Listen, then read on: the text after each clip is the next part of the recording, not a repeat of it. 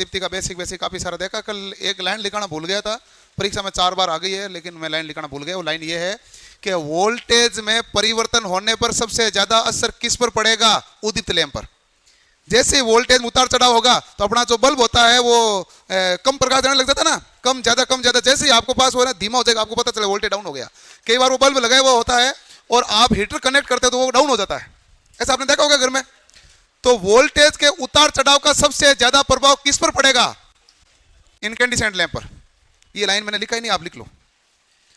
4 बार पूछा हुआ सवाल है ये, लेकिन वो मिस हो गई थी, मैंने लिखा नहीं पाया था। वोल्टेज के उतार चढ़ाव का सबसे ज्यादा प्रभाव, वोल्टेज के उतार चढ़ाव का सबसे ज्यादा प्रभाव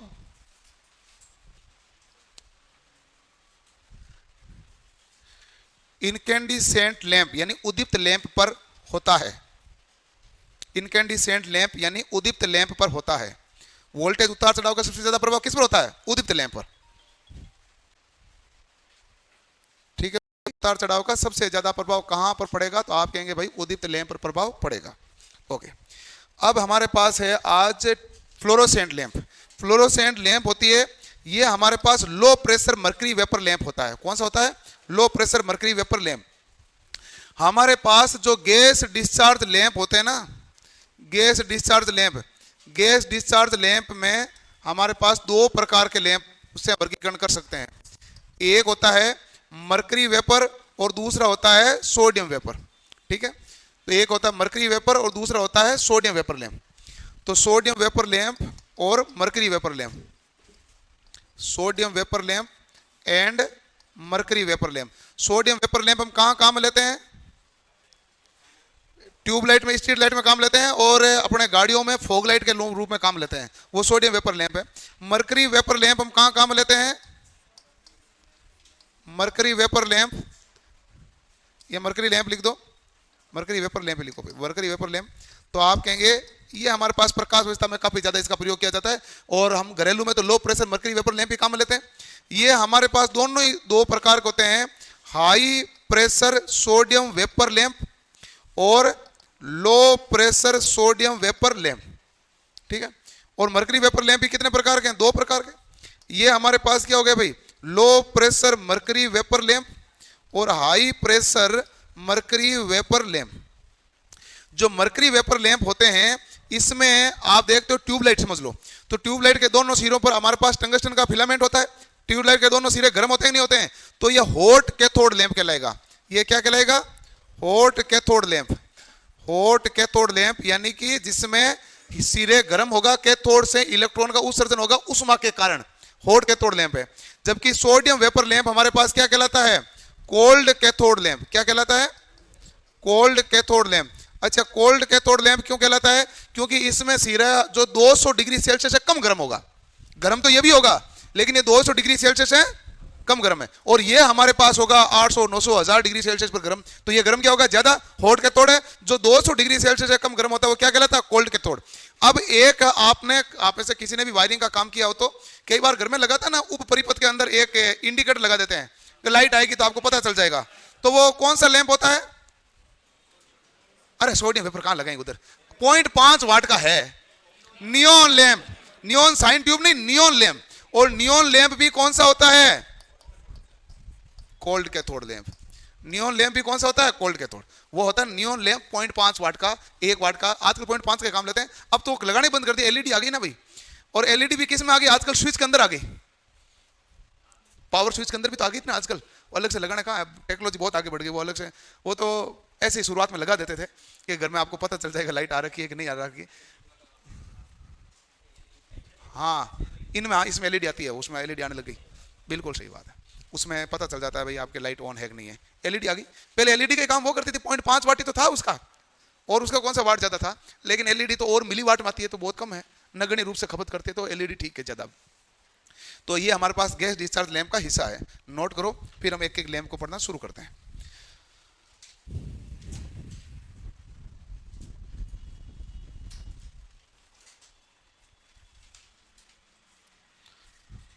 कितना पढ़ा दिया? कितना क्या शुरू किया अभी? अभी यहीं से शुरू हुए हैं।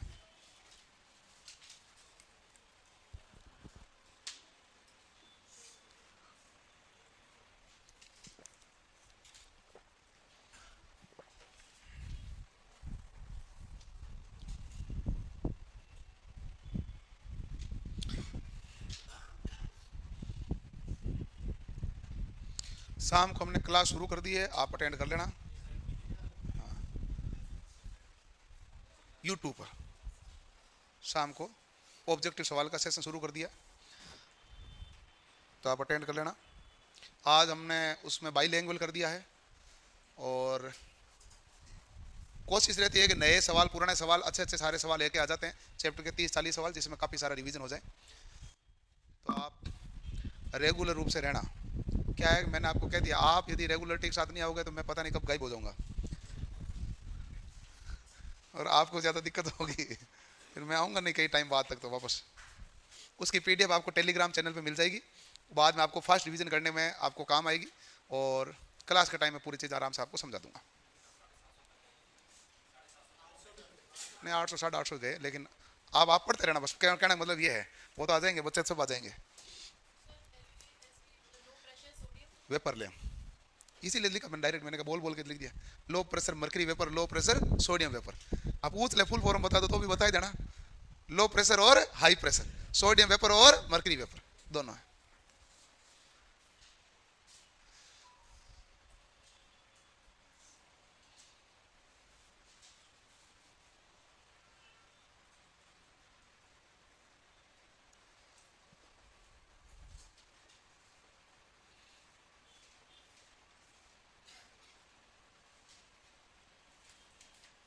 लगा दिया, अभी हो गया। अब देखो कि लो प्रेशर मर्करी वेपर लैंप होता है जो हमारे पास कहलाता है ट्यूबलाइट। ये हमारे पास फ्लोरोसेंट लैंप क्या कहलाता है, low pressure mercury vapour lamp. तो ये होता है low pressure mercury vapour lamp.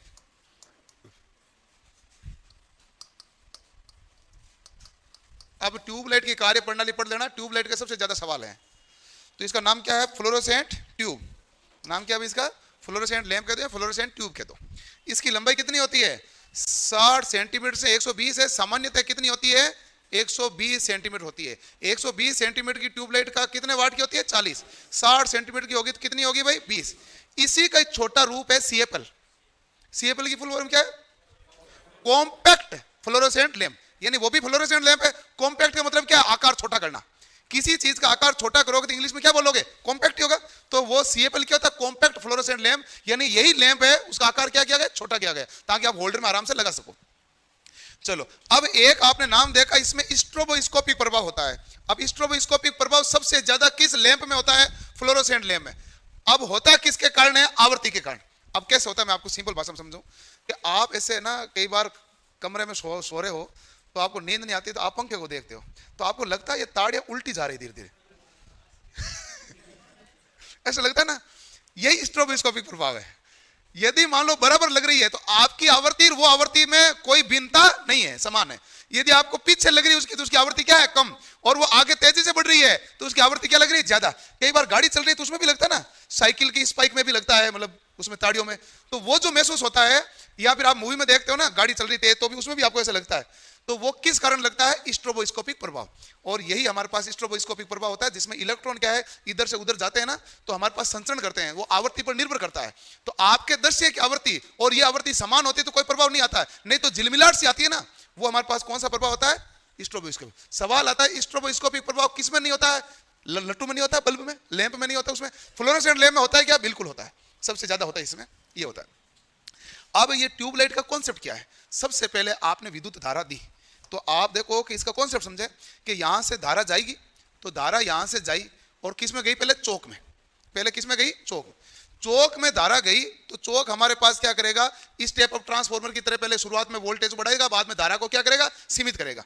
तो यहां से धारा गई और यहां से धारा आई इसमें, इससे हमारे पास टंगस्टन का फिलामेंट भाई, फिलामेंट से निकल के किस में आ गई हमारे पास, ये स्टार्टर में। फिर स्टार्टर से हमारे पास इस प्रकार धारा का प्रवाह हुआ और ऐसे प्रवाह होकर अब तो बंद परिपथ पूरा बन गया कि नहीं बन गया, बन गया। और इसके लिए आपको क्या चाहिए, स्टार्टर। स्टार्टर कैसे काम करता है हम थोड़ी देर में देखेंगे, लेकिन स्टार्टर तो चाहिए। और जब हमारे पास लगातार इस रूप से धारा का प्रवाह होगा तो ये हमारे पास क्या हो जाएगा, गर्म हो जाएगा। ये भी क्या होगा, गर्म होगा। गर्म होने पर इलेक्ट्रॉन का क्या करेगा, उत्सर्जन करेगा। जब यहां से इलेक्ट्रॉन का उत्सर्जन होगा तो इलेक्ट्रॉन हमारे पास, इसमें ये इलेक्ट्रॉन उत्सर्जन हुआ तो इलेक्ट्रॉन संचरण करेंगे, गति करेंगे, और इलेक्ट्रॉन गति करेंगे तो एक पूरा बंद पाथ बना लेंगे। भाई लगातार इलेक्ट्रॉन गति करेंगे तो एक चालक ही हो गया। चालक में भी क्या गति करते हैं, इलेक्ट्रॉन, इलेक्ट्रॉन गति करते हैं तो एक बंद परिपथ हो गया नहीं हो गया। गया। तो लगातार रूप से इसमें इलेक्ट्रॉन गति करेंगे। जब यहां से हमारे पास इलेक्ट्रॉन गति करते हुए इस प्रकार चल रहे हैं, तो अब हमारे पास धारा के लिए यह पाथ मिल गया और यहां से इसका स्टार्ट की कोई जरूरत है नहीं है। लेकिन शुरुआत में ही नहीं थी, शुरुआत में थी। कब तक रहेगी? जब तक इलेक्ट्रॉन एक पूरा पाथ निर्माण नहीं कर लेते, यानी इलेक्ट्रॉन का उत्सर्जन बहुत ज्यादा नहीं हो जाता, तब तक आपको क्या चाहिए? स्टार्टर। जब एक बार स्टार्ट हो गया, मतलब यहां के इलेक्ट्रॉन यहां तक पहुंच गए तो स्टार्ट हो गया। यदि ट्यूबलाइट स्टार्ट हो गई तो फिर स्टार्टर की कोई आवश्यकता नहीं। तो स्टार्टर की आवश्यकता क्या है? केवल स्टार्ट करने की, बाद में इसका कोई परिपथ से कोई लेना कोई देना नहीं है। ठीक है, तो सबसे पहला मामला यह है, ये फ्लोरोसेंट लैंप की बेसिक है मामला। आप लिख लो, चित्र मत बनाना, चित्र बनाओगे टाइम ज्यादा लगेगा, जगह छोड़ देना, बाद में देख लेना। चित्रों से मैं समझा दूंगा, क्योंकि ट्यूबलाइट तो समझाने वाली चीज है पूरी। क्या हुआ, क्या सवाल है? चौक बताएंगे अभी। मैंने कहा नहीं, ट्यूबलाइट सबसे इंपॉर्टेंट है, आप जितना पढ़ोगे सबसे इंपॉर्टेंट ट्यूबलाइट है। चौक के बारे में लिखाएंगे, स्टार्टर के बारे में लिखाएंगे, आपके इस नलिका के बारे में बताएंगे। इसमें इलेक्ट्रॉन का उत्सर्जन होता है, पारे की बूंद से टकराता है, पराबैंगनी किरणें निकलती है, कोटिंग से टकराता है तो दृश्य प्रकाश बनता है, प्रोसेस होता है ये। अभी आप देख लो कि हमारे पास जिस प्रकार बल्ब के लिए होल्डर होता है, उसी प्रकार ट्यूबलाइट के लिए भी क्या होता है? होल्डर। और होल्डर में तो लगाते हैं तो दोनों तरफ कौन सा फिलामेंट होता है? टंगस्टन का। टंगस्टन का फिलामेंट गर्म होगा तो क्या उत्सर्जन करेगा? इलेक्ट्रॉन का। तो बताओ, कोल्ड कैथोड है कि हॉट कैथोड है? हॉट। गर्म होकर इलेक्ट्रॉन उत्सर्जन करेगा कि नहीं करेगा? तो ये कौन सा लैंप हो गया? Hot cathode lamp.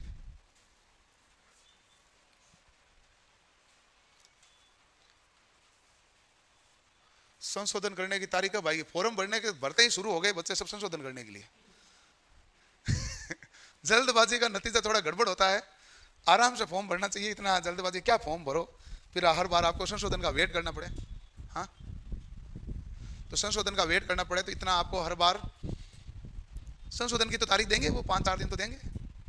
क्यों भाई, हमेशा देते हैं, सारे एग्जाम वाले देते हैं ना, देते हैं, ये भी दे देंगे।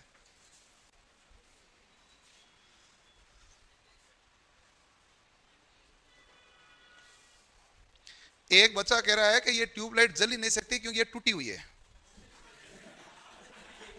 बात सही है ना? गलत बात है, आपने ड्राइंग नहीं पढ़ी है। ड्राइंग में आप पढ़ते हैं तो यदि मुक्त हस्त रेखा होता ना, उसे हम कहते हैं जो हमारे पास छोटा भाग हो, छोटा कंटिन्यूस भाग होता है, उसको दर्शाने के लिए क्या करते हैं? मुक्त हस्त रेखा। और बड़ा लंबा, जैसे मान लो ये ट्यूबलाइट, क्या करूंगा उस समय दर्शाने के लिए? यहां पर बनाऊंगा जिग जैग। तो ये जो जिग जैग, ये होती है डी प्रकार की रेखा। जब जिग जैग होती है जो बड़े भाग के लिए, बड़े कटे हुए भाग को दर्शाने के लिए क्या होती है? Zig zag. और छोटे भाग के लिए क्या होती है? मुक्त हस्त रेखा। तो ड्राइंग नहीं पढ़ी आपने, बाकी डायग्राम सही है, ट्यूबलाइट फूटी हुई नहीं है। ड्राइंग में ना भाई आपने ये एलपी वाला पढ़ी ना, यही तो थी। कौन सी प्रकार रेखा? C. Short break line. D होती है लॉन्ग ब्रेक लाइन।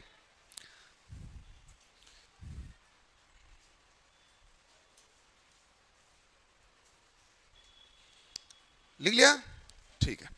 अब देखो कि जब हमारे पास इलेक्ट्रॉन का उत्सर्जन होता है तो इलेक्ट्रॉन यहां पर गति करते हुए उधर जाते हैं तो बीच में हमारे पास ट्यूबलाइट के अंदर क्या क्या भरा हुआ है? एक आर्गन गैस भरी हुई है और दूसरा हमारे पास मरकरी की बूंदें होती है।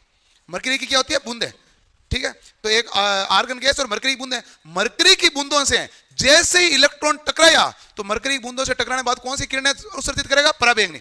बताओ, आप प्रदीप्ति में पहले दिन क्लास पढ़ी थी, पराबैंगनी दर्शी है, दर्शी है, अदर्शी है। दर्शी तो हमारे पास विबग्योर है केवल, और ये तो हमारे पास वॉयलेट से कम तरंग दैर्ध्य वाली है, तो ये क्या है? अदृश्य। तो अभी तक हमारे पास प्रकाश तरंग तो उत्पन्न हो गई, लेकिन क्या हुई? अदृश्य। अब किसके कारण उत्पन्न हुई? जब इलेक्ट्रॉन पारे की बूंद से टकराया तो कौन सी किरणें उत्सर्जित हुई? पराबैंगनी। अब पराबैंगनी किरणें हमारे पास ये जो है ना अंदर वाली कोटिंग होती है, इस फ्लोरोसेंट कोटिंग है, इस कोटिंग से टकराती है, और जैसे इस कोटिंग से टकराती है तो बाहर की तरफ जो प्रकाश निकलता है वो कैसा है? विजिबल। तो ये विजिबल यानी दृश्य प्रकाश उत्पन्न हो जाता है। तो दृश्य प्रकाश कब उत्पन्न होगा? जब पराबैंगनी किरणें कोटिंग से टकराएगी। और पराबैंगनी कैसे उत्सर्जित हुई?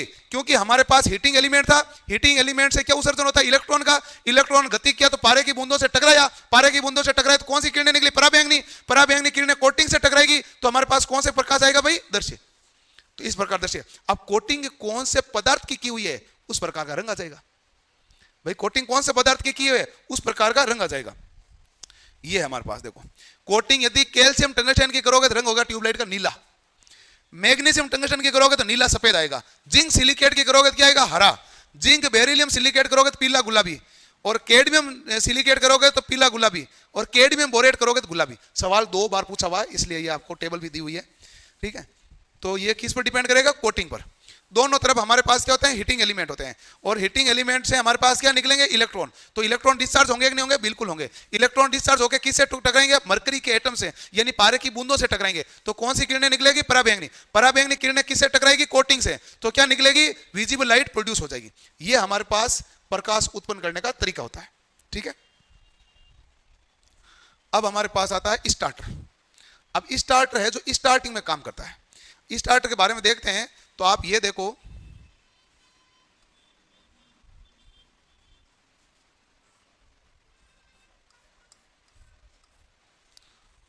ये है स्टार्टर। ये हमारे पास पत्तियां हैं। ऊपर वाली क्या है भाई? पत्तियां।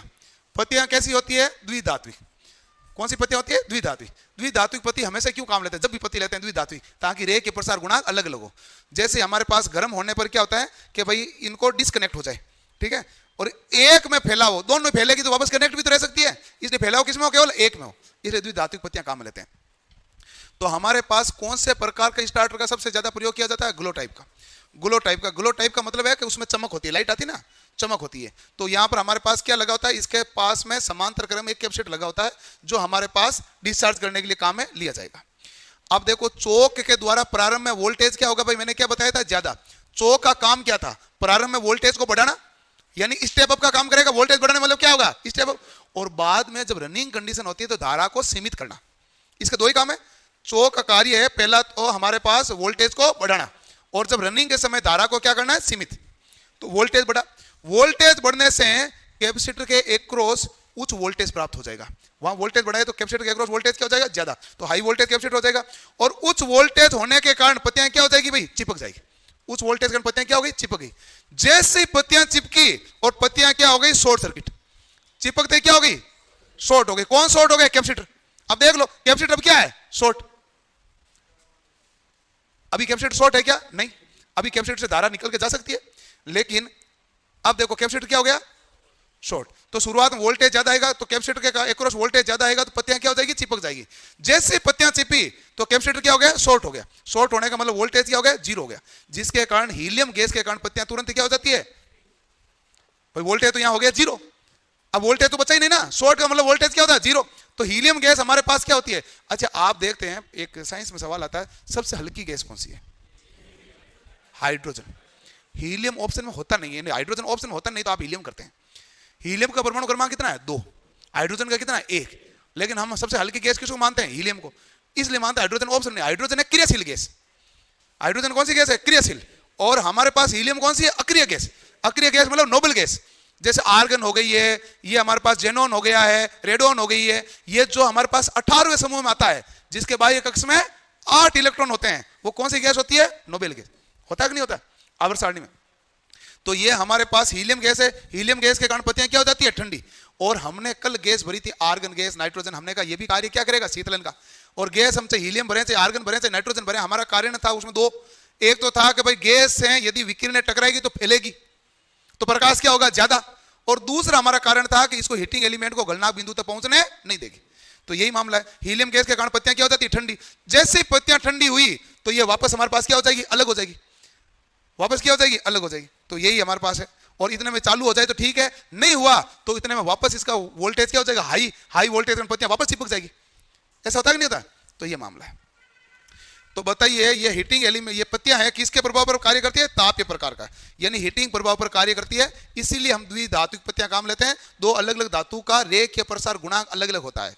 यदि मैं दोनों ही पत्तियां एक ही धातु की काम में लूंगा तो दोनों ज्यादा गर्म होने पर एक ही दिशा मुड़ जाएगी, तो चिपकी हुई रह जाएगी। इसलिए द्विधात्विक पत्तियों का प्रयोग करना चाहिए। करो नोटिस को।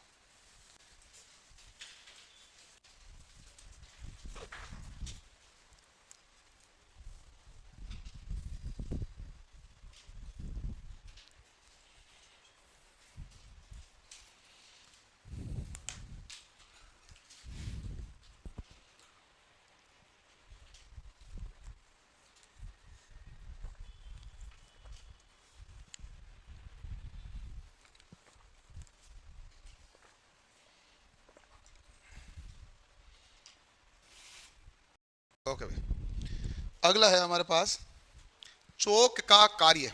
बताओ भाई चोक का कार्य क्या है? तो चोक का मैंने कार्य बताया था, प्रारंभ में वोल्टेज को क्या करेगा? बढ़ेगा। प्रारंभ में वोल्टेज बढ़ेगा तो स्टेप अप का काम हुआ कि नहीं हुआ? किसका काम आया भाई? स्टेप अप का प्रारंभ में। और रनिंग के साथ वोल्टेज को नियंत्रित करेगा, जिससे धारा क्या रहेगी? नियंत्रित। तो रनिंग में वोल्टेज को नियंत्रित करना, प्रारंभ में वोल्टेज को बढ़ाना, किसका कार्य? चोक का। चोक हमारे पास एक ही कॉइल है तो कौन से सिद्धांत पर कार्य करेगी? और अन्योन्य करंट के लिए कम से कम कॉइल कितने चाहिए? 2। सिंगल कॉइल होती है हमेशा स्व करंट पर ही कार्य करती है। रनिंग के समय वोल्टेज को नियंत्रित करना है। रनिंग के समय इसमें वोल्टेज तो जैसे 230 वोल्ट होता है, लेकिन ये क्या करता है कि शुरुआत में वोल्टेज बढ़ाना पड़ता है। बाद में हमारे पास जैसे स्टार्टर का परिपथ हट जाता है तो वो कैपेसिटर तो हट गया, तो हमारे पास वोल्टेज को नियंत्रित करने का कार्य भी किसका रह जाता है? चोक का। वो रनिंग समय 110 वोल्ट है। ये सही अभी होता, अभी लिखाऊंगा मैं आगे।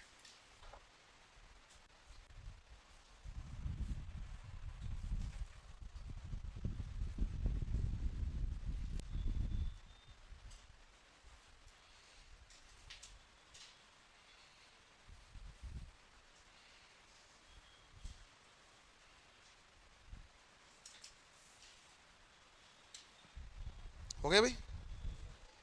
जल्दी करो।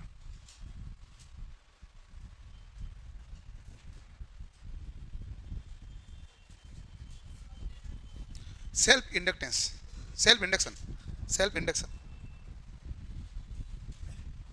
ओके, अब आते हैं हमारे पास, ये रंग के नाम लिखो, टेबल। ये इसमें 2 सवाल पूछे हुए हैं। बाकी सवाल क्या पूछा? सवाल जैसे एक सवाल पूछा, 4 ऑप्शन दिए थे अलग अलग रंग। बताओ कौन सा उत्तर था? शायद तक हरा वाला पूछा था। ये तो जिंक सिलिकेट उत्तर है, लेकिन ऑप्शन में ऐसे ही दिए तो आपको सभी का देखना ही पड़ता है, तो मैंने सबका लिख दिया। वो कौन सा रंग उत्सर्जित होता है?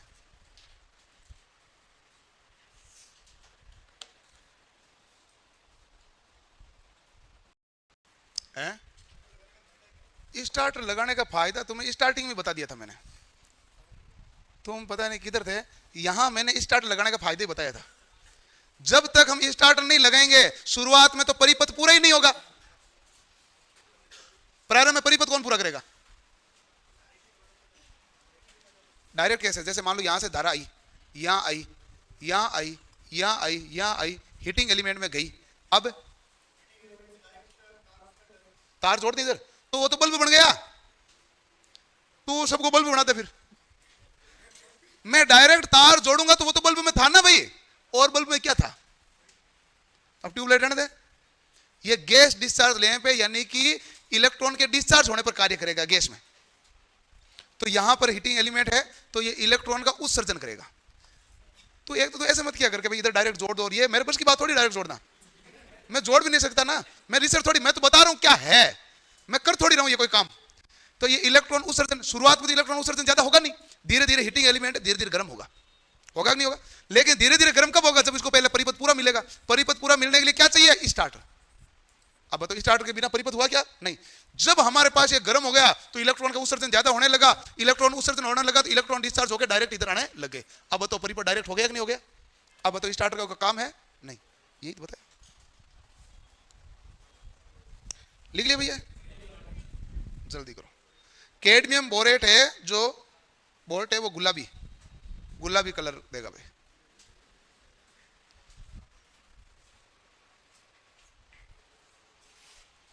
कौन सा कलर देगा? गुलाबी कलर।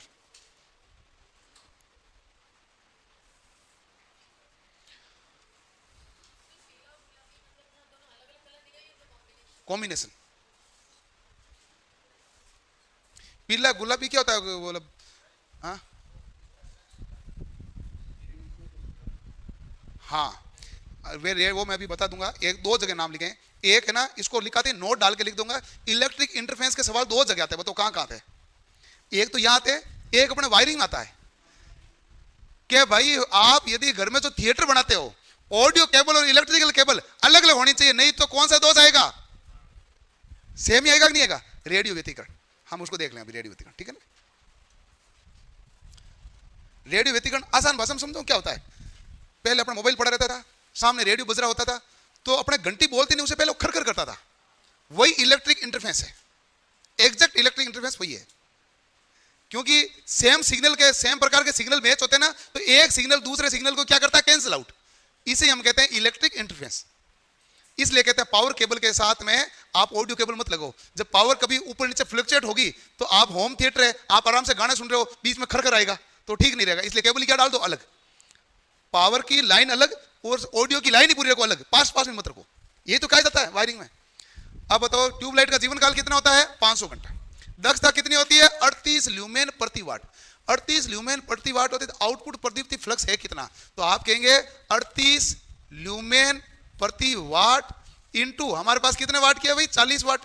तो ये वाट से वाट हो गए कैंसिल, 38 को 40 से गुणा करो, 1520 ल्यूमेन है। तो 40 वाट की ट्यूबलाइट कितना प्रदीप्ति प्रदान करेगी, 1520 ल्यूमेन प्रदीप्ति फ्लक्स उत्पन्न करेगी, क्योंकि उसकी दक्षता है कितनी, 38 ल्यूमेन प्रति वाट। ठीक है, अब बताओ क्षमता क्या है, तो आप कहेंगे 40 वाट 230 वोल्ट एसी के रूप में यह कार्य करती है। डीसी में 40 वाट 110 वोल्ट डीसी के रूप में कार्य करती है। तो 110 वोल्ट किस रूप में कार्य करती है, डीसी में। करो नोट। जीवन काल कितने घंटे है, 5000 घंटे। ऐसा पॉइंट लिखो भाई, ये सारे फैक्ट पॉइंट है जी, उसी का है। अभी तक तो वही लैंप चल रहा है, दूसरा लैंप का नाम कहां लिखा हमने। सारणी किसकी है, लैंप के अंदर कोटिंग की। बस हम पहले लैंप पढ़ रहे हैं, अभी किधर भी लिखो ये है लैंप ही चल रहा है, फ्लोरोसेंट लैंप हेडिंग है वही चल रहा है। उसी के अंदर चौक है, उसी के अंदर स्टार्टर है, उसी के अंदर कोटिंग है, उसी के अंदर आर्गन और पारे की बूंदे हैं, और उसी के अंदर ये जीवन काल वगैरह सब कुछ है।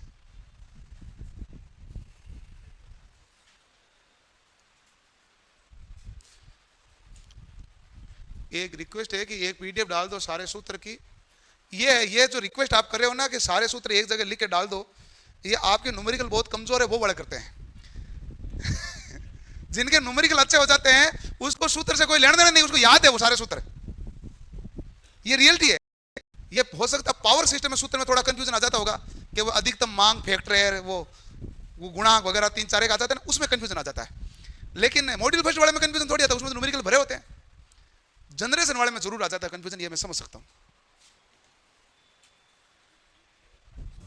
38 ल्यूमेन प्रति वाट, 50 ल्यूमेन प्रति वाट कई जगह दिया होता है, वैसे होता नहीं है, लेकिन एक बार परीक्षा वाले ने उत्तर मानना है क्योंकि और ऑप्शन में था नहीं कोई। होता कितना है, 38 ल्यूमेन प्रति वाट।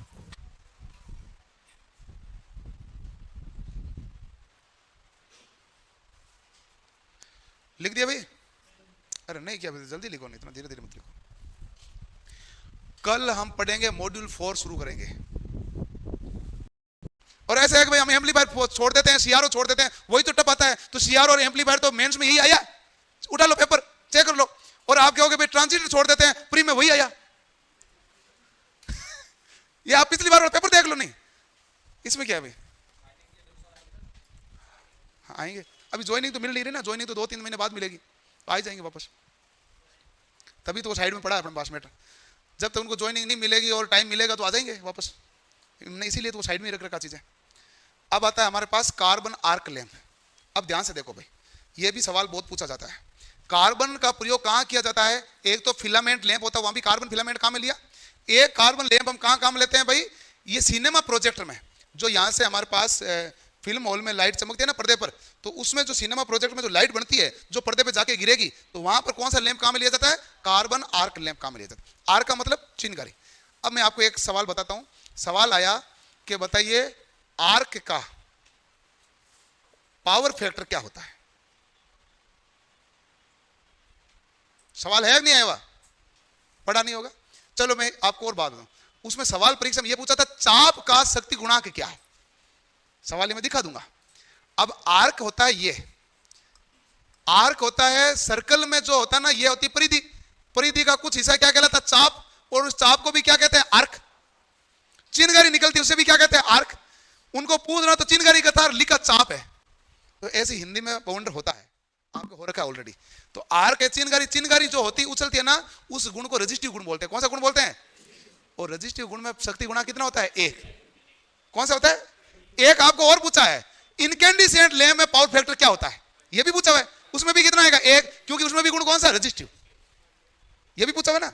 और ये वो नोट डाल के लिखना था, लिखो नोट डालो।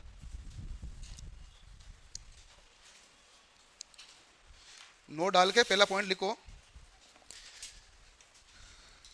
कि होम थिएटर में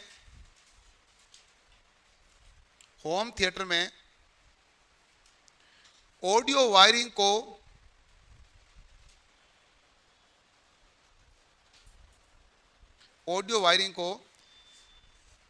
इलेक्ट्रिक पावर वायरिंग से अलग रखना चाहिए। ऑडियो वायरिंग को इलेक्ट्रिक पावर वायरिंग से अलग रखना चाहिए,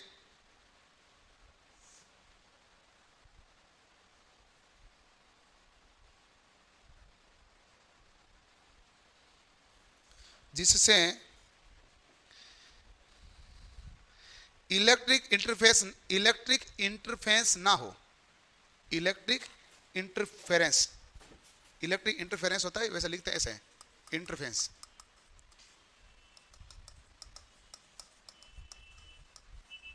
इलेक्ट्रिक इंटरफेरेंस ना हो, ठीक है। दूसरा पॉइंट लिखो,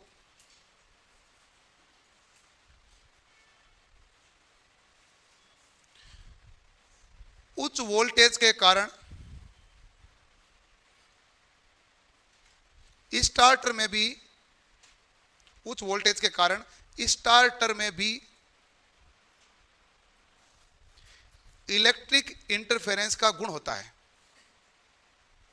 इलेक्ट्रिक इंटरफेरेंस का गुण होता है। इंटरफेरेंस को हिंदी में लिख देना व्यतिकरण। इलेक्ट्रिक इंटरफेरेंस का गुण होता है।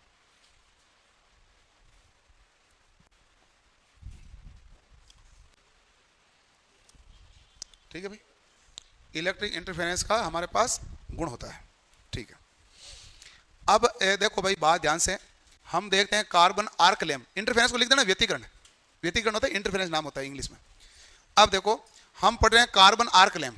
कार्बन आर्क लैंप क्या होता है कि हमारे पास यहां पर एक ये और एक ये, हमारे पास कितनी छड़ है इसमें? 2। तो आप कहेंगे हमारे पास इलेक्ट्रोड कितने हैं? 2। एक इलेक्ट्रोड है एनोड का, पॉजिटिव होगा वो हमारे पास क्या होगा? एनोड का, और नेगेटिव है वो हमारे पास हो गया कैथोड का। एनोड का इलेक्ट्रिकल, एनोड वाला सिरा क्या है? बड़ा। कैथोड वाला क्या होता है? छोटा। ये किस में होता है? डीसी में। एसी में कोई फर्क नहीं पड़ता है, एसी में दोनों क्या होते हैं? बराबर। डीसी के अंदर होता है। मुख्य रूप से काम हम इसको किस में लेते हैं? डीसी में। क्या इसको एसी में काम में नहीं ले सकते हैं? ले सकते हैं, लेकिन सवाल इतना ही आए कि बताइए कार्बन आर्क लैंप किस में काम में लिया जाता है? तो आप कहेंगे डीसी सप्लाई में। यदि सवाल ऐसा पूछ ले क्या एसी सप्लाई में इसका प्रयोग कर सकते हैं, तो हाँ कर सकते हैं। जैसा नहीं होता है जिंदर डायोड का प्रयोग किस में होता है? रिवर्स बाइस में। पूछे फॉरवर्ड बाइस में कैसा काम करेगा? तो नॉर्मल डायोड की तरह, वैसा मामला है। तो ये हमारे पास एक पॉजिटिव होता है और एक नेगेटिव होता है। अब आर्क तभी निकलेगी जब इनके बीच में क्या होगा? गैप। गैप होने से होगा क्या? इलेक्ट्रॉन आएगा तेज भाग के। अच्छा, स्पार्किंग कहते हैं कैसे? पहले ये बताओ। इलेक्ट्रॉन का एयर नियंत्रित होकर वायु में कूदना। तो यहां से इलेक्ट्रॉन तेज भाग के आएंगे तो आगे हमारे पास रास्ता तो है नहीं, ये तेज भागे हवा में कूदेंगे, और हवा में कूदने के कारण क्या हो जाएगी? स्पार्किंग के लिए क्या जरूरी है? तारों में गैप। अच्छा आप बताओ, हमारे पास घरेलू तारों में स्पार्किंग का प्रमुख कारण क्या है? ढीला कनेक्शन। स्पार्किंग का प्रमुख कारण क्या है? यानी कि जब हमारे पास तारों के बीच में गैप आएगा, स्पार्किंग तो तभी होनी है, क्योंकि इलेक्ट्रॉन का एयर नियंत्रित होकर वायु में कूदना। तो ये इलेक्ट्रॉन एयर नियंत्रित होकर वायु में कूदेगी। वायु में कूदने से यहां पर हमारे पास क्या होगी? स्पार्किंग। स्पार्किंग होती है तो चमक पैदा होती है। क्या मिलता है? प्रकाश। और वो जो प्रकाश मिलता है उस प्रकाश से सिनेमा प्रोजेक्टर में काम में लिया जाता है। तो बताइए कार्बन आर्क लैंप का प्रयोग कहां किया जाता है? तो आप कहेंगे सिनेमा प्रोजेक्टर रूम में इसका प्रयोग किया जाता है। सामान्यतः इसको एसी में काम लेते हैं, डीसी में, तो आप कहेंगे डीसी में। डीसी में एक होता है एनोड यानी पॉजिटिव जो होता है बड़ा, कैथोड है जो नेगेटिव वो क्या होता है? छोटा। इसके साथ में एक लगाया जाता है ब्लास्ट प्रतिरोध, जो हमारे पास उच्च मान का प्रतिरोध है, जो नियंत्रण करने का काम करता है। अब पूछा जाए कि इन दोनों के बीच गैप कितना होता है? 1.5 mm से 6 mm। 1.5 mm से कितना mm होता है? 6 mm। ठीक है। और इलेक्ट्रॉन का प्रवाह किधर होता है? हमेशा कैथोड से एनोड। अधिक वोल्टेज के कारण एयर गैप में क्या उत्पन्न होगी भाई? आर्क। आर्क का मतलब होता है चिनगारी। आर्क का मतलब क्या होता है? तो अधिक वोल्टेज के कारण हमारे पास यहां क्या उत्पन्न हो जाएगी? चिनगारी उत्पन्न हो जाएगी। ठीक है। तो हमारे पास जब इलेक्ट्रॉन इधर से इधर कूद के जाएंगे तो यहां पर एक तो हमारे पास चमक पैदा होगी, आर्क होती, एक होगा क्या? प्रकाश। तो एक होगा प्रकाश और दूसरा क्या उत्पन्न होगा? चिनगारी। ठीक है। जो प्रकाश उत्पन्न होगा, तो प्रकाश उत्पन्न होने में सबसे ज्यादा योगदान किसका है? एनोड का। 85% तो एनोड उत्पन्न करेगा। 15% कौन, 10% कौन करेगा? कैथोड। और 5% कौन करेगा? वायु का अंतराल, जिसके कारण उत्पन्न होगा। और एनोड है सबसे ज्यादा ताप पर जलेगा 3500 से 4000 डिग्री सेल्सियस पर। अब देखो जब इतना ताप है, इलेक्ट्रॉन उत्पन्न होगा, प्रकाश निकलेगा, तो धीरे धीरे ये घसीगे, तो इनके पीछे एक यांत्रिक व्यवस्था लगाई जाती है जिससे क्या है उनका अंतराल क्या रहे, मेंटेन रहे। तो जैसे जैसे इसका गैप कम होगा ना, तो पीछे से दबाव आएगा ताकि गैप बरकरार रहे, इतना ही। ऐसा नहीं है कि घिसता जाएगा तो गैप तो हो जाएगा ज्यादा, ज्यादा गैप होने पर ये कार्य करेगा क्या, नहीं। जैसे आप मशीनों में देखते हैं ना, कार्बन ब्रश होता है, तो ब्रश के ऊपर यांत्रिक दबाव लगातार बनाए रखता है, तो इसी इसके पास भी यांत्रिक व्यवस्था लगाई जाती है ताकि बराबर रूप से वो गैप बरकरार रहे। तो हमारे पास एयर गैप के कारण कितनी है, 5%, कैथोड है 35%, एनोड है 3500 से 4000। जो एनोड है वो कैथोड से लगभग कितना आकार है, दुगुना आकार है। सबसे ज्यादा खराब भी कौन होगा, घिसेगा भी कौन, एनोड, क्योंकि सबसे ज्यादा प्रकाश भी कौन देगा, एनोड। ज्यादा ताप पर जलेगा भी कौन, एनोड। तो सब कार्य एनोड का है। तो हमारे पास एनोड का आकार कैथोड से कितना गुना होता है, 2 गुना। अधिक तापमान दे रहा है, अधिक प्रकाश दे रहा है और अधिक नुकसान भी होगा। सहकारी सबसे ज्यादा कौन है, एनोड है। और इसका उपयोग कहां करते हैं, सिनेमा प्रोजेक्ट में। दक्षता कितनी है, 20 ल्यूमेन प्रति वाट। प्रचालन वोल्टेज कितना है, 40 से 60। ये पॉइंट लिखा हुआ है। एसी प्रदान करने पर कार्बन आर्क लैंप में एनोड व कैथोड छड़ का आकार समान ही रखा जाता है। इसकी दक्षता बहुत कम होती है, इसलिए सामान्यतः डीसी का प्रयोग कार्बन आर्क लैंप के लिए किया जाता है, जो मैंने समझाया था। लेकिन एसी लिए प्रयोग कर सकते हैं, पर प्रयोग करेंगे तो दोनों का आकार क्या रहना, बराबर, क्योंकि हर अंतराल के बाद दिशा ऑलरेडी बदल रही है, इसलिए बड़ा छोटा का कोई सवाल ही उठता ही नहीं है। ये मामला है, करो नोट।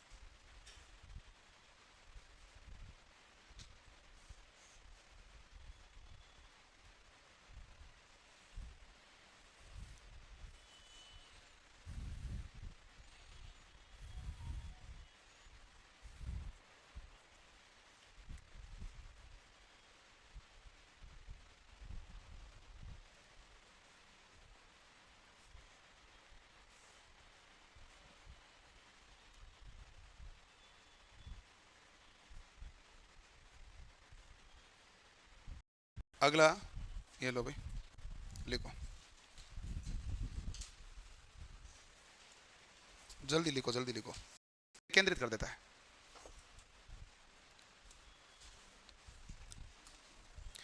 अगला हमारे पास है नियॉन लैंप। अब ये ध्यान से देखो, ठीक है।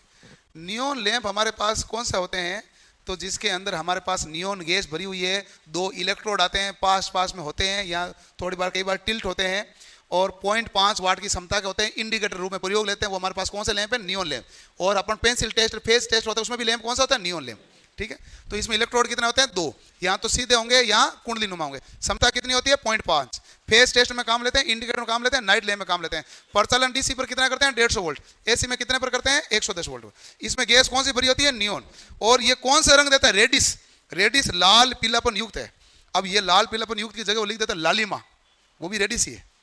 रेडिस वही होता है ना भाई, लाल पीलापन युक्त, तो वो रंग देता है। दोनों इलेक्ट्रोड के बीच प्रतिरोध कितना होता है भाई, 200 ओम। तो उच्च वोल्टेज पर धारा को नियंत्रण करने के लिए ए के साथ में क्या जोड़ा जाता है, प्रतिरोध जोड़ा जाता है। कितना ओम का है, कितना, वो हम उसमें लिखते हैं, उसमें हम लिखते हैं 250 वोल्ट है प्रचालन, 300 माइक्रो एम्पियर धारा। जब हम पढ़ते हैं फेज टेस्टर, तब लिखते हैं ना, तब हमने लिखा भी तो था 300 माइक्रो एम्पियर, वो मामला। करो नोट।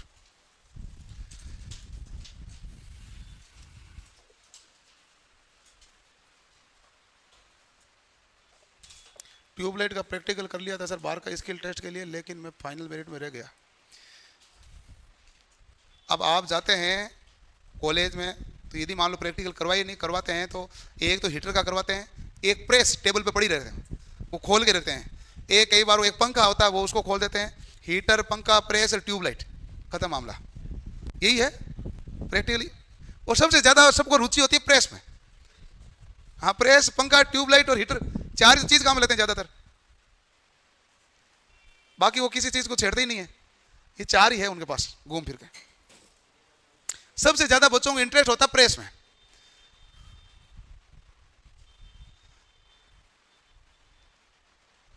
लेकिन अब क्या लफड़ा है कि वो जो प्रैक्टिकल करवा रहे हैं ना, वो प्रेस अपने घर पे है नहीं। वो प्रैक्टिकल करा रहे हैं मोटे सोल वाली से, है ना। घर पे आ गई वो पतले सोल वाली, आ गई निकल वाली प्लेटेड। आजकल तो वो भी जमाना चला गया, कपड़े खूंटी में टांगो और उसमें वो स्टीम से डायरेक्ट होती है ना प्रेस भाई। आजकल तो स्टीम वाला जमाना आ गया कि कौन प्रेस ऐसे करेगा। सीधा प्रेस आती है और एक आता है हैंडल वाला, टांगने वाला, उसमें कपड़ा टांगो और उसको ऐसे ऐसे घुमा दो, उसमें स्टीम से प्रेस हो जाती है। तो अब तो जमाना उसका आ गया है। ये प्रेस है तो पूरी साइड हो रही है। अभी आप कोई भी इलेक्ट्रिक शोरूम में जाओगे तो सबसे पहले वही प्रेस दिखेगी, पड़ी रहेगी। और आगामी आने वाले, अच्छा आपके सामने कई बार वीडियो आते होंगे कि चाइना कितना आगे चला गया, ये नई नई टेक्नोलॉजी आ गई, देखते हो ना। तो वो टेक्नोलॉजी सारी 5 साल के बाद भारत में आ जाएगी। पुराने वाला सवाल भी वही आ रहे, पढ़ भी वही रहे, जबकि मामला ये है। अब आता है नियॉन साइन ट्यूब। ये ऐसा लगा होता है ना भाई, वेलकम, या हमने बाहर लगा रखा है, रात को दिख जाता है चमकता हुआ कोटिलिया नाम, या कोई कोचिंग वाला अपना नाम है जो आपको रात को चमकता हुआ दिख जाता है। तो ये जो दिख रहा है वो कौन सी ट्यूब होती है? Neon sign tube. इसमें दो चीजें हैं, एक लंबाई है एक मोटाई है, ठीक है। दो चीजें हैं, नलिका की लंबाई होती है 1 मीटर से 5 मीटर, ठीक है। और लंबाई के आधार पर वोल्टेज होता है। वोल्टेज किसके आधार पर है? लंबाई पर। 2000 वोल्टेज से 15,000 वोल्टेज पर निर्भर है, ये लंबाई पर निर्भर है, प्रचालन वोल्टेज। और नलिका का व्यास कितना होता है? 10 mm से 20 mm। और 10 mm में तो धारा कितनी है? 10 मिली एम्पियर। और 20 mm में तो कितनी है? 60 मिली एम्पियर। ये किस पर निर्भर है? व्यास पर। तो होल्डिंग में और विज्ञापन कार्यों में काम लेंगे। आप कहोगे भाई इतना वोल्टेज लाएंगे कहां से? इतना वोल्टेज के लिए स्टेप अप ट्रांसफार्मर की आवश्यकता होगी। तो इसको बढ़ाएंगे तो साथ में क्या चाहिएगा? स्टेप अप ट्रांसफार्मर, जो वोल्टेज को क्या करेगा? बढ़ाएगा। वोल्टेज बढ़ेगा तो धारा घट जाएगी। ये मामला नियॉन साइन ट्यूब है। और नियॉन लैंप अलग है, नियॉन साइन लैंप अलग है। होल्डिंग और विज्ञापन कार्यों में काम लेते हैं। इलेक्ट्रोड क्या होता है भाई? पायरेक्ट और केप्ड प्रकार के होते हैं। आकार कैसा होता है? बेलनाकार। निकल, लोहा या तांबे से निर्मित होते हैं इलेक्ट्रोड। लिख लो ये।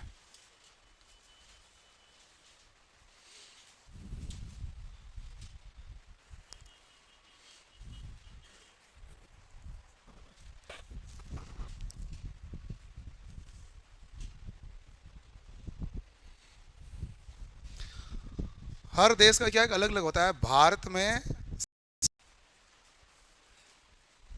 चलो अगला है, अगला हमारे पास आता है, इसमें प्रचालित वोल्टेज क्या चाहिए? उच्च। इसलिए ट्रांसफार्मर कैसा चाहिए? Step up. Step up transformer में प्राथमिक वाइंडिंग सप्लाई से जुड़ी होती है और सेकेंडरी किससे जुड़ी होगी? नियॉन साइन लैंप से।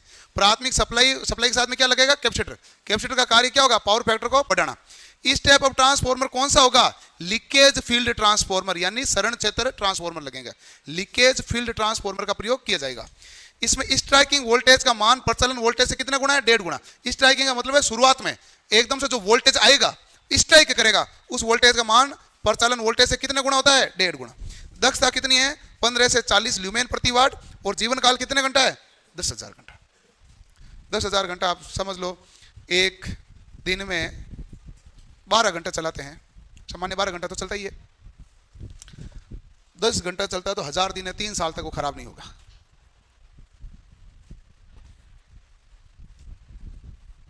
लेकिन आजकल ये भी तो एलईडी आ गई, इसकी जगह भी तो ये भी तो, ये नियॉन साइन ट्यूब लेना बंद हो गए। नियॉन साइन ट्यूब तो पढ़ने के लिए काम ले रहे हैं। आजकल वो बोर्ड कौन से आते हैं? एलईडी बोर्ड आते हैं, नहीं आते भाई? वो बोर्ड ही एलईडी हो गए। जो हम पढ़ रहे हैं वो आउटडेटेड है हर चीज। जमाना चेंज हो रहा है तेजी से, क्योंकि ये विद्युत खपत ज्यादा करता है और वो विद्युत खपत कम करता है।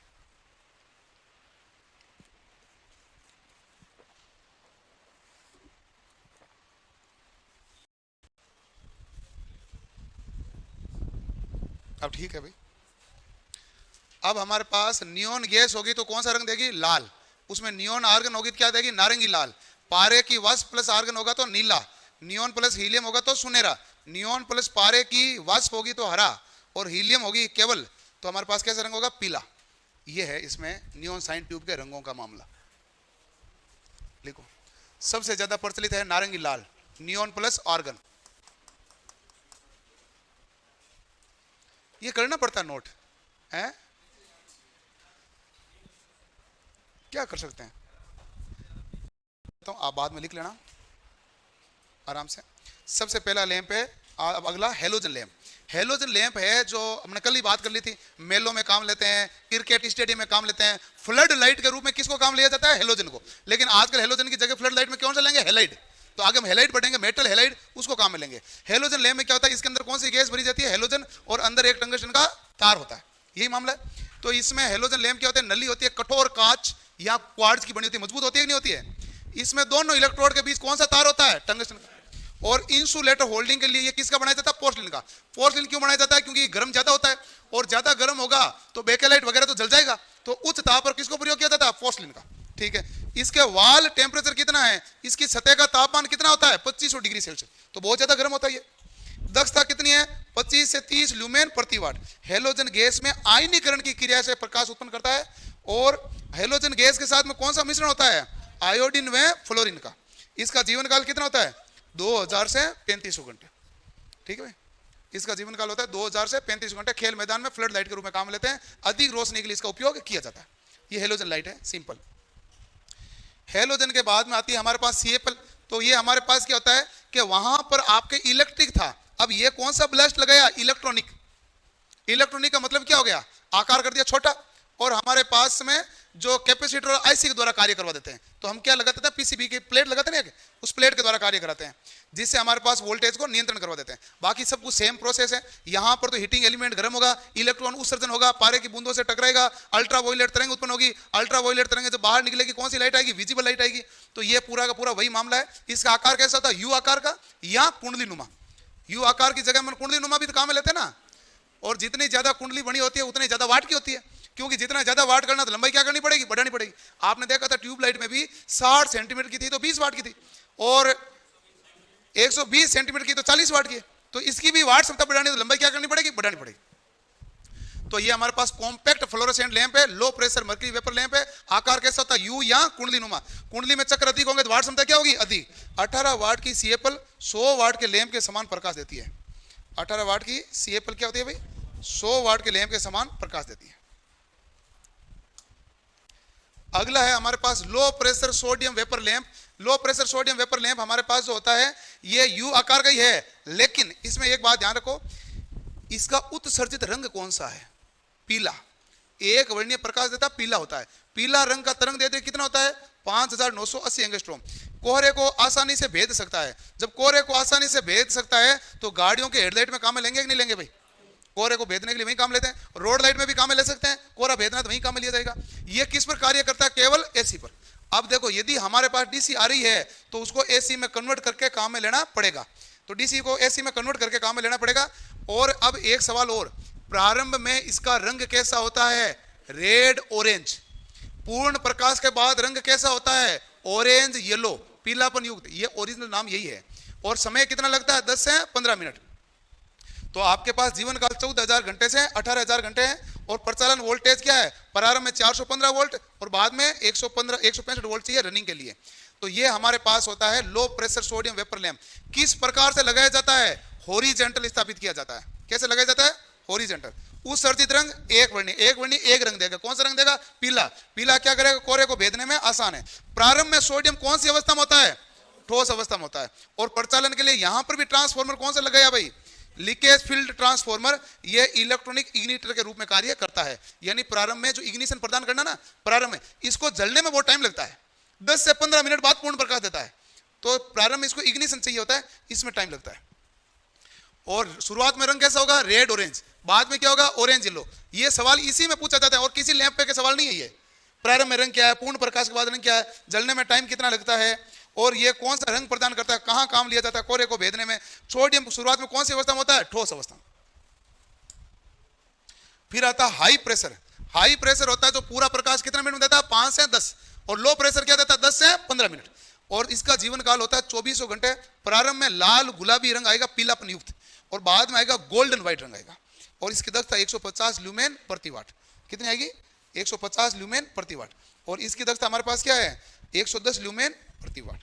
तो slow pressure mercury vapour lamp का जीवन काल भी कम है और इसका जो हमारे पास दक्षता भी कम है, हाई प्रेशर का ज्यादा है। अगला होता है LED lamp. Light emitting diode के द्वारा बनता है। सिलिकॉन का कट इन वोल्टेज कितना है 0.7, जर्मेनियम का 0.3। तो ये अलग अलग प्रकार का डायोड हमने श्रेणी में जोड़े और ये डायोड मिलकर सभी प्रकाश देंगे। 15 एलईडी, ये 15 डॉट है ना, तो 15 मिलकर प्रकाश देंगे तो हमारे पास बल्ब चमकेगा। ये एलईडी लैंप बनाने की पहली प्रक्रिया है। एलईडी का फॉरवर्ड वोल्टेज ड्रॉप कितना होता है 1.7 से 3 वोल्ट के बीच। तो ये एलईडी का वोल्टेज ड्रॉप होता है जिसके हिसाब से आप इसको वोल्टेज प्रदान करते हैं। और आप ये ध्यान रखना, प्रकाश के लिए कौन सा रेक्टिफायर काम में लिया जाता है, ब्रिज टाइप। ये सवाल पूछा हुआ है, आपातकालीन प्रकाश व्यवस्था के लिए कौन सा रेक्टिफायर काम में लिया जाता है, ब्रिज टाइप। ये सर्किट भी रहा है, लाइट एमिटिंग डायोड है। फिर आता है हमारे पास दो कलर एलईडी। दो कलर एलईडी क्या कहलाती है, गो और नो गो। यदि इधर वोल्टेज ज्यादा है, जैसे मान लो मैं बैटरी को चार्ज कर रहा हूं, इधर वोल्टेज ज्यादा है तो धारा इधर से उधर जा रही है, तो कौन सा रंग हो गया, लाल। जब हमारे पास वोल्टेज बराबर हो गया तो अब धारा उधर से इधर की तरफ आएगी तो रंग कौन सा हो जाएगा, हरा। तो ये हमारे पास दो कलर है एलईडी, दो अलग अलग डायोड के कारण है। लेकिन कई बार एक ही एलईडी होती दिख रही है हमें, लेकिन 2 3 4 कलर चेंज हो जाते हैं। वो कलर चेंज होने का होता है multi colour LED. Multi colour LED में लाल, नारंगी, पीला और हरा होता है। इसमें एलईडी 1 ऊपर वाली, एलईडी 2 नीचे वाली। उसमें यदि 0 मिली एम्पीयर धारा जा नहीं रही है, धारा इधर से प्रवाहित हो रही है, तो रंग कौन सा आएगा, लाल। और यदि धारा उधर से जा रही है तो कौन सा आएगा, हरा। कुछ धारा उधर जा रही है, कुछ धारा इधर आ रही है, तो रंग कौन सा आएगा, पीला और नारंगी। ये करंट की वैल्यू पर डिपेंड करता है मल्टी कलर एलईडी में, कि करंट कितनी किधर प्रवाहित होगी। और फिर हमारे पास एक आता है सोलर लैंप। सोलर लैंप का दूसरा नाम क्या है, पीवी सेल, फोटो वोल्टेक सेल है। ये सॉफ्टलेस स्काई लाइट या ट्यूबलेस स्काई लाइट के रूप में प्रयोग करते हैं, कि भाई जिसमें हम सीधी स्काई लाइट के रूप में लेते हैं ना, स्काई लाइट मतलब सोलर पैनल, सोलर के द्वारा लाइट ली, तो वो ये क्या कहलाएगी हमारे पास स्काई लाइट, आकाश से प्रकाश की प्राप्ति। तो उस हिसाब से एलईडी कार्य करती है। एक आता है हमारे पास सजावटी लैंप का सवाल आता है, ये हाई प्रेशर हेलाइड है। चलो, हाई प्रेशर में क्या होता है भाई, मैंने आपको कहा था कि क्रिकेट स्टेडियम में कौन सा लैंप काम में लेने लगे, हेलाइड। इसे हम क्या कहते हैं, MS lamp, metal halide lamp. उपयोग कहाँ है, क्रिकेट स्टेडियम में, पार्किंग में। 65 से 115 ल्यूमेन प्रति वाट इसकी कैपेसिटी है। ये पूर्ण प्रकाश कौन से रंग का देता है, सफेद रंग का। इसका कलर एंट्री इंडेक्स कितना होता है, 65 से 90, यानी अच्छा होता है। 65 से 90 का मतलब क्या होता है, अच्छा होता है। और सबसे ज्यादा होता ही कितना है, 100। तो 65 से 90 क्या होता है, काफी अच्छा है। जीवन काल कितना है, 15,000 घंटे से 20,000। और कलर एंट्री इंडेक्स खराब किसका होता है, ट्यूबलाइट का। आपने देखा नहीं, कोटिंग करोगे उस हिसाब से रंग चेंज हो जाएगा, तो कलर एंट्री इंडेक्स खराब उसका होता है। एक होता है हमारे पास सजावटी लैंप। 240 वोल्ट की सप्लाई के 6 वोल्ट के कितने लैंप श्रेणी क्रम में जोड़े जाते हैं, तो आप कहेंगे भाई 240/6 प्लस माइनस कितना होता है, 5%।